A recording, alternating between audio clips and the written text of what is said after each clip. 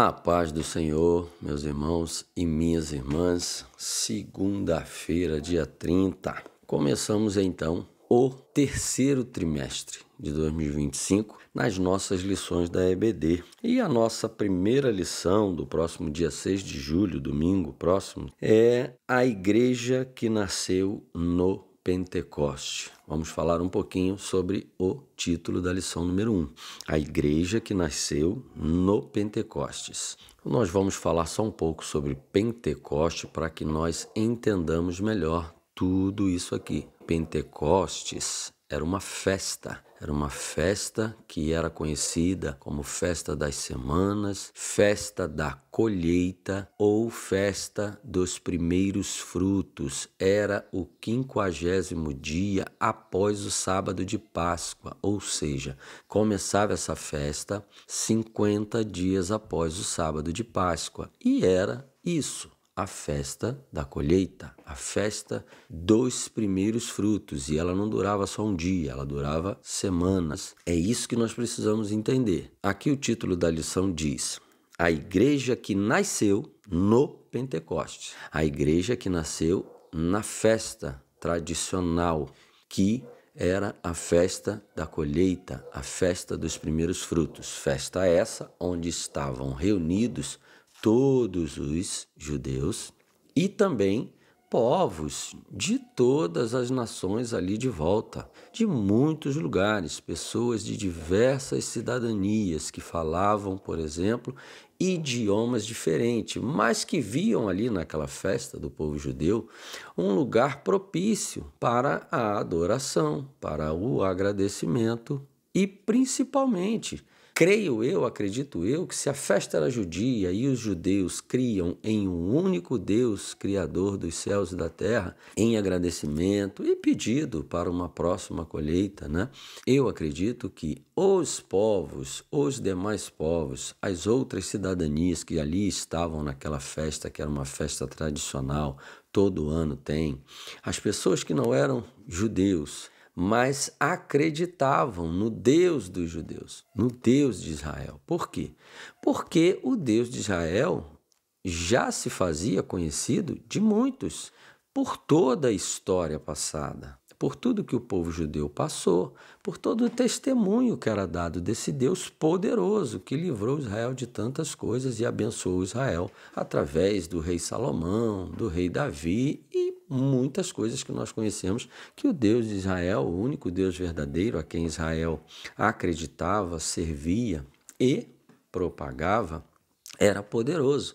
E pessoas vinham de todos os lugares para agradecer e fazer pedidos a esse Deus. Então, ali era um lugar realmente e uma hora, um momento muito propício para a propagação da mensagem de salvação que o Senhor Jesus deixou como missão para os seus discípulos, ok? Então agora, a partir daí, nós vamos começar nesta lição. Acredito que isso vai ajudar muito os irmãos a entender sobre Pentecostes. Vamos para o nosso textuário. E todos foram cheios do Espírito Santo e começaram a falar em outras línguas, conforme o Espírito Santo lhes concedia que falassem. Esse texto está lá em Atos, capítulo 2, versículo 4. A gente também já precisa saber que todo esse trimestre vai ser baseado no livro de Atos dos Apóstolos, cujo nome do livro já diz, né? São as ações, os feitos, a missão dos apóstolos, né? O que foi relatado, o que foi possível ser relatado, o que coube a Deus que nós soubéssemos hoje, todos os atos, as ações, os trabalhos, as missões realizadas pelos apóstolos. Os que Jesus discipulou se tornaram apóstolos e também Paulo, que depois o Senhor Jesus veio a o chamar para também ser um apóstolo e continuar essa missão aqui na terra. Amém? Quanto ao autor do livro de Atos, ele não diz o seu nome, ele não assina a obra. Mas, segundo relatos, segundo muitas coisas, segundo a estudos, né, feitos, segundo a própria forma de escrita, né, a própria liturgia e redação do livro indica que foi Lucas, o médico Lucas, aquele que esteve muito com Paulo, esteve muito próximo de Paulo. Ele também escreveu o Evangelho de Lucas e ele fez isso posteriormente, mas era um homem de muito conhecimento literário, era um homem que tinha muita facilidade na escrita, tinha um intelecto muito exercitado e avançado, e ele, ao lado de Paulo, e por pesquisa, bem depois que Jesus havia ressuscitado e ido para o céu, ele fez todo esse trabalho maravilhoso e coube a Deus orientá-lo, fortalecê-lo e capacitá-lo para o fazer, porque assim nós hoje estamos recebendo essa grande bênção, essa grande maravilha. Através desse homem, Deus usou ele para que a gente hoje tivesse o livro de Atos dos Apóstolos e o Evangelho segundo Lucas. Ele era um médico também, ok, meus irmãos? Então, ele não era uma pessoa sem instrução, ele era uma pessoa com muita instrução, amém? A nossa verdade prática, a igreja nasce no Pentecoste, capacitada pelo Espírito para cumprir sua missão. Sim, a igreja de Cristo, a gente precisa entender isso também, meus irmãos. Igreja não é o lugar que você congrega.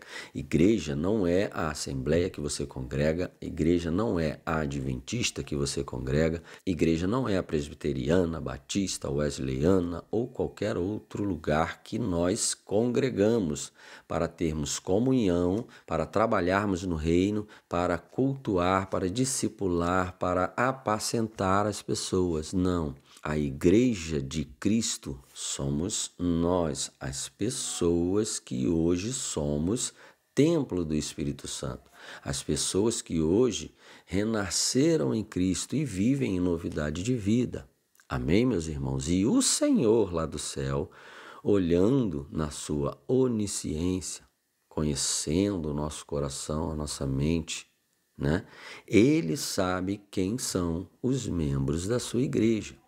Não é porque participamos de um segmento ou de um grupo cristão pelo planeta que somos igreja de Cristo. Quem é igreja de Cristo são aqueles renascidos em espírito e em verdade, em Cristo Jesus. Quando passamos a ter o poder de sermos chamados filhos de Deus, esta é a igreja de Cristo. Demais organizações, denominações, as casas onde congregamos, isso é a nível humano. A igreja de Cristo são todos aqueles que abandonaram as práticas, as obras da carne, que rejeitam o pecado, rejeitam o mundo e vivem segundo a palavra de Deus, a verdade que nos santifica, segundo o mundo vindouro. Não vivemos mais segundo este mundo, vivemos segundo o mundo vindouro. E o nosso Senhor Jesus sabe quem é corpo e quem é igreja. Amém, irmãos? Mas foi lá que ela começou sim. Como nós falamos um pouquinho antes, o local propício para que o Senhor passasse a morar dentro dos homens, a começar pelos que ele chamou, pelaquele que ele separou, e que ele disse antes ao Pai: eu não quero que os tire do mundo, mas livra-os do mal. E o Senhor diz para eles: não façam nada até que eu capacite vocês, que eu os revista de poder. E nós já falamos muito isto aqui, meus irmãos, que o homem é incapaz de fazer qualquer coisa para Deus, principalmente pregar a palavra poderosa e restauradora, a palavra vivificante que tira o homem do pecado e da morte, se não for por Jesus Cristo, porque quem venceu o pecado e a morte foi Jesus Cristo.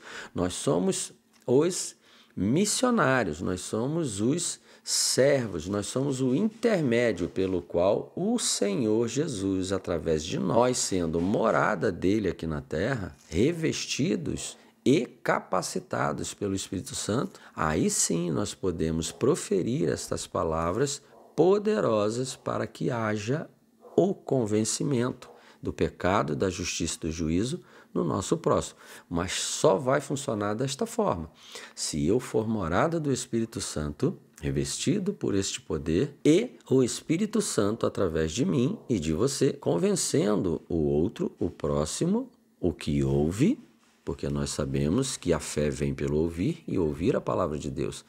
Então, a pessoa que ouve, ela será convencida do pecado, da justiça e do juízo, e aí ela tomará a decisão de abandonar o pecado e viver em novidade de vida, se convertendo, mudando a sua mente para viver segundo a verdade, segundo o mundo vindouro, segundo o céu, o qual nosso Senhor Jesus veio de lá para nos apresentar, para que a gente seja resgatado e libertos também da morte do pecado, porque Ele venceu a morte e o pecado e Ele tem todo o poder sobre a morte e o pecado. Amém?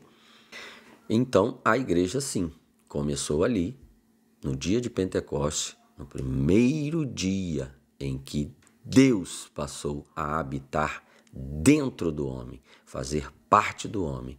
O homem em Deus e Deus no homem, através do nosso Senhor Jesus Cristo. Amém?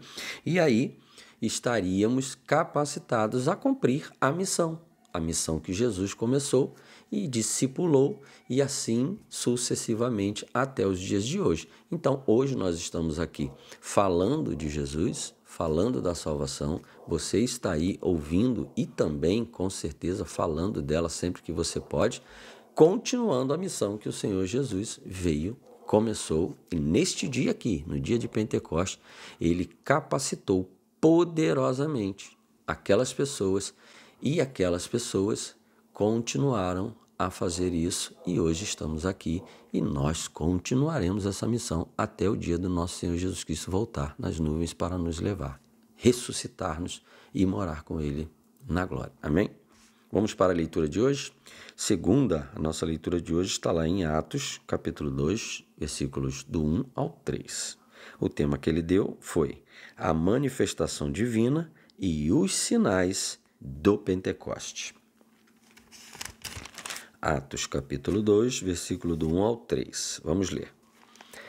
Chegando o dia de Pentecoste, estavam todos reunidos num só lugar. De repente veio do céu um som, como de um vento muito forte, e encheu toda a casa na qual estavam assentados. E viram o que parecia línguas de fogo, que se separaram e pousaram sobre cada um deles. Ele falou para ler só até o 3, então vamos só até o 3, porque no decorrer da semana nós vamos, com certeza, abordar os demais versículos. Então, Jesus disse para eles, fiquem aqui em Jerusalém. Jesus estava aguardando o momento certo e eles obedeceram. Um dos maiores princípios para sermos capazes, para estarmos preparados no eis-me aqui, para fazer a obra de Deus, para continuar a missão. Obediência. E assim eles o fizeram, depois de tudo que aconteceu, depois de estarem com Jesus ressurreto, tocarem em Jesus, terem mais ensinamentos, e o Senhor Jesus deu a ordem, fiquem aqui, não saiam daqui até que eu os revista, que a promessa do Pai se cumpra e eu envio o Espírito Santo, que vai revestir vocês e capacitar vocês a fazer a minha obra, porque sem mim vocês não podem fazer nada, ok? Eu vou para o Pai, mas vou mandar o Espírito Santo, vocês vão estar prontos, capacitados, e vocês vão fazer coisas maravilhosas, mas obedeçam, não esperem aqui. E eles assim o fizeram, cumpriram o maior dos princípios, o princípio que fez com que o nosso Senhor Jesus vencesse a morte e o pecado, né? Obediência ao Pai. E assim o fizeram neste dia propício, planejado muito bem pelo nosso Senhor Jesus.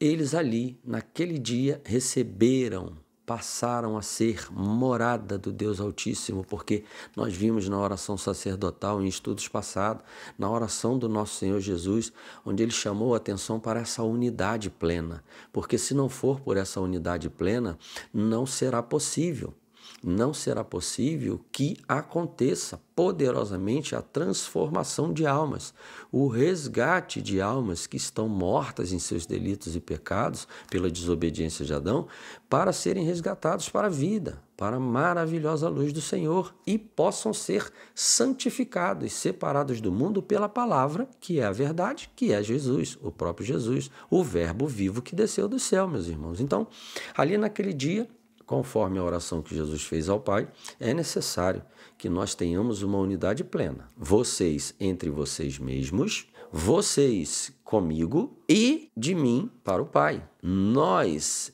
todos juntos, em plena harmonia, morando, habitando em vocês, em plena harmonia, onde não haja divergências. Eu não habito com o mal, não habito com o pecado. Então é preciso que vocês se separem por mim, pela minha palavra, pela minha instrução, para que eu e o Pai possamos vir e fazer morada em vocês. E vocês vivam também em união, como o salmista Davi falou lá atrás, ó, quão bom e agradável que os irmãos vivam em união.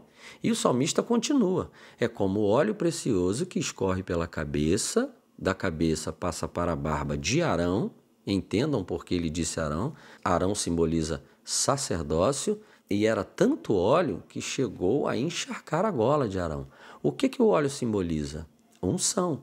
Então, Davi já estava profetizando isso lá atrás e Jesus aqui relembrando que é necessário a união, é necessário uma unidade plena para que a unção do Espírito Santo, assim como em Pentecostes veio sobre o homem, venha com abundância ao ponto de encharcar o sacerdócio. E nós não fomos feitos sacerdócio real, nação santa, povo escolhido de Deus para continuar a missão? Sim, meu irmão, é necessário uma unidade plena entre nós como irmãos, entre nós com Jesus e com Deus, para que haja poder de transformação, senão nada feito. Amém? Então nós vimos aqui que eles obedeceram, cumpriram o princípio da salvação, que é obediência, e esperaram. E assim Deus veio, fez morada neles, nosso Senhor Jesus Cristo passou a falar através da boca deles. Entendemos isso? Então vamos lá. No dia de Pentecoste, local onde estavam pessoas de todas as nações, Jesus disse para eles, vocês vão falar de mim, da verdade, não só aqui em Jerusalém e Samaria, mas em todos os confins da terra. E ali naquele dia, onde estavam pessoas de todas as nações, o primeiro dom, o primeiro poder que o Senhor usou através daqueles homens, capacitou aqueles homens, foi o poder das línguas. E línguas de outras nações, línguas que as pessoas entenderam as maravilhas da salvação, o poder da palavra do nosso Senhor Jesus Cristo, falado em todos os idiomas de todas aquelas pessoas. E com isso, a palavra foi pregada a todos os confins da terra, porque ali, naquele dia, mais de 3.000 pessoas foram convencidas pelo Espírito Santo de que só existe um Deus e que ele enviou seu Filho para salvar o homem da morte e do pecado, para a vida eterna. E foram batizadas através deste poder, desta palavra que só sendo morada do Altíssimo, só sendo templo para que o nosso Senhor Jesus habite, seremos capazes de falar estas palavras poderosas de transformação. Se batizaram e voltaram para suas casas, para os seus países e continuaram a proferir todas essas palavras de salvação. Também moradas do Altíssimo, moradas do Verbo, do Senhor Jesus, beberam da água da fonte da vida e jorraram água da fonte da vida. E isso fez com que hoje nós também fôssemos convencidos, nos convertêssemos e passássemos a ser morada também do nosso Senhor Jesus e continuamos a pregar esta palavra.